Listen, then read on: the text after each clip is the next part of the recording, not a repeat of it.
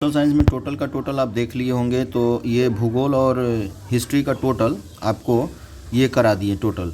अब इसके बाद ऑब्जेक्टिव में ये जो है इकोनॉमिक्स का चलेगा, अर्थशास्त्र का और उसके बाद लोकतांत्रिक और बचा हुआ है। तो भूगोल, इसके पिछला वीडियो आप लोगों ने नहीं देखा होगा, तो आप लोगों ने ये जो है भूगोल और इतिहास का साथ साथ चला था और 5 भाग में ये सभी का सभी क्लियर कर लिया गया था। तो चलिए बच्चों, ऐसा है कि ये इकोनॉमिक्स का भी चलेगा, 2 से 3 भाग में क्लियर कर दिया जाएगा। तो चलिए हम अब विशेष कुछ बोलेंगे नहीं, बस इसको क्लियर कर लीजिए और चैनल को सब्सक्राइब करके रखेंगे, चूँकि यह फरवरी तक चलेगा। फरवरी में अब इसके बाद ऑब्जेक्टिव के बाद सब्जेक्टिव चलेगा और इसी पे टोटल का टोटल आपको कंप्लीट हो जाएगा, है ना। तो चलिए हम पहला क्वेश्चन क्लियर करते हैं। ऑफलाइन ऑनलाइन दोनों में एग्ज़ाम होगा, कल और परसों दोनों, और इसको देख लेंगे तो उसके बाद डायरेक्ट आपका क्लियर हो पाएगा। चलिए 15 नंबर का देखिए, आर्थिक क्रिया जो है, आर्थिक क्रियाओं का उद्देश्य क्या होता है, ठीक है ना। तो इसका हो जाएगा आपका जीविकोपार्जन। आर्थिक क्रिया का उद्देश्य होता है जीविकोपार्जन, ठीक है। दूसरा है भारत की आर्थिक व्यवस्था। भारत की आर्थिक व्यवस्था मिश्रित है, आपको बताए थे, समाजवादी पूंजीवादी दोनों मिक्स है, मिश्रित है। उसके अगला देखेंगे, अगला जो है ये अगला देखेंगे, एक समाजवादी अर्थव्यवस्था में सर्वाधिक बल दिया जाता है। किस पे दिया जाता है? तो ये होता है लोक कल्याण पे, समाजवादी व्यवस्था में। इसीलिए कहा जाता है कि पूंजीवादी व्यवस्था सही नहीं है, समाजवादी व्यवस्था में जो है लोक कल्याण पर विशेष ध्यान दिया जाता है। अगला क्वेश्चन है, सामान्यतः किसी देश के विकास का स्तर किस आधार पर निर्धारित किया जाता है? तो इसको देखेंगे, ये होगा इनमें सभी, चूँकि साक्षरता भी होता है, प्रति व्यक्ति और स्वास्थ्य की स्थिति को भी देखने के बाद तो इनमें से सभी होगा। विकास का स्तर जो है इनमें से सभी पर जो है निर्धारित किया जाता है। उसके बाद अगला देखेंगे, भारत के पड़ोसी देश में किस देश की प्रति व्यक्ति आय सबसे अधिक है? सबसे अधिक किसकी है? तो ये हो जाएगा श्रीलंका की। पड़ोसी देश में पाकिस्तान, बांग्लादेश और नेपाल से ज़्यादा श्रीलंका की है। अगला देखेंगे 20 नंबर, जिस देश की राष्ट्रीय आय अधिक होती है उस देश को कहते हैं विकसित देश। जो देखिए, जो अभी मतलब विकास कर रहा है तो उसको विकासशील कहेंगे ना, और जो ऑलरेडी कर चुका है तो वो विकसित देश कहलाता है, ठीक है। बिहार संपन्न है, किस चीज़ में संपन्न है बिहार जो है संपन्न है किस चीज़ में? तो कृषि में। जैसे कि आपको मालूम है, कृषि में जो है सबसे नंबर 1 पे है बिहार। बिहार के आर्थिक पिछड़ेपन का कारण, तो आर्थिक पिछड़ेपन का कारण क्या है?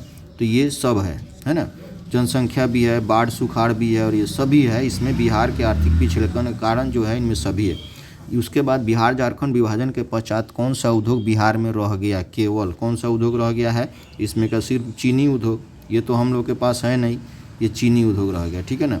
बिहार में जीवन यापन का मुख्य साधन क्या है? तो वही बात है, जीवन यापन का मुख्य साधन तो हमारा कृषि ही है।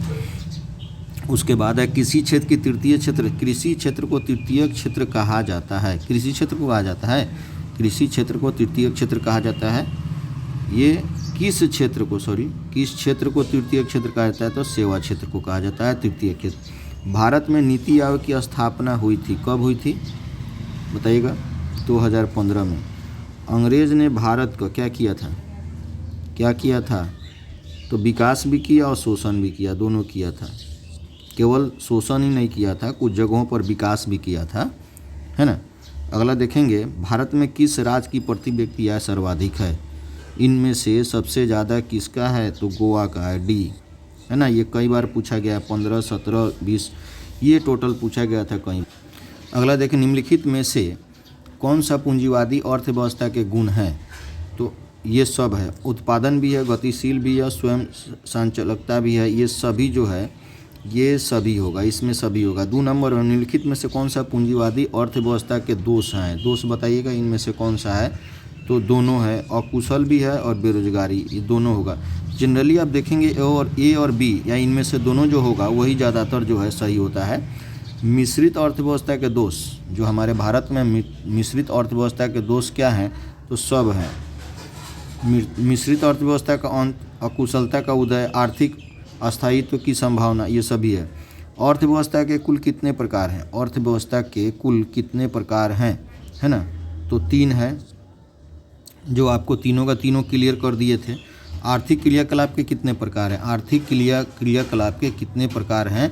तो आर्थिक क्रियाकलाप के 4 प्रकार हैं। उसके बाद निम्न में से किन अर्थव्यवस्था के प्राथमिक क्षेत्र में सम्मिलित है? प्राथमिक क्षेत्र में से ये निम्न में से कौन अर्थव्यवस्था के प्राथमिक क्षेत्र में सम्मिलित है?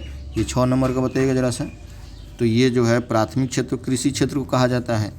अगला देखेंगे ये 7 नंबर, किस क्षेत्र को प्राथमिक क्षेत्र में सम्मिलित है, तो ये क्लियर है कृषि क्षेत्र। 8 नंबर, भारत में योजना आयोग का गठन कब हुआ था, योजना आयोग का गठन, तो ये तो आपको मालूम है 15 मार्च 1950 को। उसके बाद इनमें से किस देश में मिश्रित अर्थव्यवस्था है, मिश्रित अर्थव्यवस्था इनमें से कहाँ पे है, तो ये आपको मालूम है भारत में है। अगला देखें इनमें से किसे पिछड़ा, देखिए बीमारू राज्य में आप देखेंगे बीमारू राज्य, बीमारू राज्य BIMARU, ठीक है ना, ये बिहार, ये मध्य प्रदेश, असम, राजस्थान और ये हो जाएगा देखिए उत्तर प्रदेश और उड़ीसा। इसमें थोड़ा सा कहीं पे कन्फ्यूज़न होता है तो कभी कभी आगे पीछे हो जाता है, ठीक है ना। तो बीमारू राज्य की श्रेणी में, यानी कि पिछड़ा राज्य जो है देखेंगे पिछड़ा राज्य, तो ये बिहार है, इनमें सब बिहार है ना। बिहार में सेवा क्षेत्र को सामान्यतः कितने भागों में बांटा जा सकता है ना, तो ये 2 भागों में बांटा जा सकता है। भारत में पहली पंचवर्षीय योजना है ना, पहली पंचवर्षीय योजना 1951 से 56 है ना, 1951 से 56, और इसके जो अध्यक्ष होते हैं वो प्रधानमंत्री होते हैं। संपूर्ण क्रांति का नारा किसने दिया था, संपूर्ण क्रांति आप लोकतांत्रिक में भी पढ़े होंगे। संपूर्ण क्रांति का नारा किसने दिया था, 13 नंबर का देखेंगे तो ये हो जाएगा जयप्रकाश नारायण। संपूर्ण क्रांति छात्र आंदोलन या JP आंदोलन, ये आप देखे होंगे पढ़े होंगे। मनरेगा जिसको नरेगा के बाद मनरेगा हो गया, महात्मा गांधी है ना, गारंटी रोजगार योजना नरेगा, जिसमें जो है मजदूरों को क्या की जाती है, घर पे बैठाकर, और उसको रोजगार नहीं मिलता है तो 100 दिन का जो है क्या किया जाता है, उनको मजदूरी दी जाती है, तो ये 100 होगा, 100 दिन, ठीक है ना। ये जो है अगला देखेंगे, ये बिहार के किस ज़िले में प्रति व्यक्ति आय सर्वाधिक है, बिहार के किस ज़िले में, कई बार पूछा जा चुका है, बिहार के किस ज़िले में प्रति व्यक्ति आय सबसे ज़्यादा है, तो हो जाएगा पटना। उत्पादन एवं आय गणना विधि आर्थिक दृष्टिकोण से है, क्या है, ये देखेंगे सभी है ना, वैज्ञानिक भी है, सहज भी है, व्यवहारिक भी, यानी कि ये हो जाएगा आंसर D होगा इसका, उपयुक्त सभी। 4 नंबर देखें, भारत में वित्तीय वर्ष कहा जाता है, किसको वित्तीय वर्ष कहा जाता है, तो ये हो जाएगा 1 अप्रैल से 31 मार्च तक वित्तीय वर्ष कहा जाता है, इसका आंसर होगा C। पूरे भारत में सबसे कम प्रति व्यक्ति आय वाला राज्य, तो सीधे सीधे आपको पता है ये बिहार है, ये नंबर B, आंसर इसका हो जाएगा B।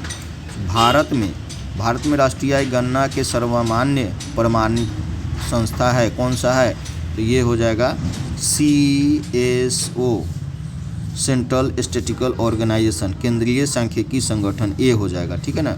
राष्ट्रीय आय का अर्थ है उत्पादन, ये D होगा, उत्पादक, ये नहीं ये सॉरी, ये जो है उत्पादन के साधनों, ये हो जाएगा D हो जाएगा, उत्पादन के साधनों की आय, उत्पादन है ना, उत्पादन के साधनों की आय D होगा।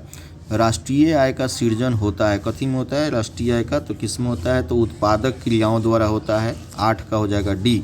उसके बाद 9 नंबर देखिए, राष्ट्रीय आय में सम्मिलित रहती है, क्या सम्मिलित रहती है, राष्ट्रीय आय में सम्मिलित रहती है, जैसे कि बताएं A एवं B, जब देखिएगा, देखिए ध्यान दीजिए, बोर्ड के एग्ज़ाम में जहाँ A और B या इनमें से दोनों रहेगा, वो 90% चांस रहता है कि वही ऑप्शन जो है सही रहता है। अब तो आपको दिक्कत नहीं है, ऐसा कि 100 क्वेश्चन रहेंगे, इसमें तो 80 और 100 अब हो गए हैं 50 और 40 तो नहीं रह जाएंगे, तो पूरा कंप्लीट होकर के कन्फर्म होकर के ही आप इसको टिक लगाएंगे। भारत की राष्ट्रीय आय का सर्वप्रथम अनुमान लगाया था, किसने लगाया था, है ना, ये जो है ये दादा भाई नौरोजी ने लगाया था, जो पहले ही बताए थे, एक प्रति व्यक्ति आय 20 रुपये बताए थे दादा भाई नौरोजी ने, है ना। अगला देखेंगे 2012-13 में भारत की प्रति व्यक्ति आय औसत आय कितनी थी 2012-13 में, तो ये हो जाएगा 68,757 रुपये, मतलब सबका मिला करके। उसके बाद 12 नंबर में देखेंगे, वास्तविक राष्ट्रीय आय वार्षिक शुद्ध उत्पादन का वह भाग है जिसका वह उस वर्ष में प्रत्यक्ष रूप से उपभोग किया जाता है। राष्ट्रीय आय की यह परिभाषा किसने दी थी, तो इनमें से कोई नहीं, है ना। रम स्मिथ की बात करें तो इनमें से कोई नहीं, मार्शल, फिशर या पीगू, कोई नहीं। दादा भाई नौरोजी के अनुसार 1868 में भारत का प्रति व्यक्ति वार्षिक आय कितना था, 13 नंबर का देखेंगे तो इसमें से हो जाएगा आपका 20 रुपये, ठीक है ना, दादा भाई नौरोजी। 14 नंबर देखेंगे, उसके बाद 14 नंबर, किस राज्य के नागरिकों का जीवन स्तर निर्भर करता है, कथी पर किस चीज़ पर निर्भर करता है, किसी राज्य के नागरिकों का जीवन स्तर किस पर निर्भर करता है, तो शुद्ध राज्य घरेलू उत्पाद, इसका हो जाएगा आपको 20, शुद्ध राज्य घरेलू उत्पाद पर। उसके बाद राज्य घरेलू उत्पाद का आकलन किया जाता है, 15 नंबर का देखेंगे, किया जाता है कथी पे, तो इस पे ए और बी, जनरली हम बोले हैं कि 90% आपका चांस वही रहेगा।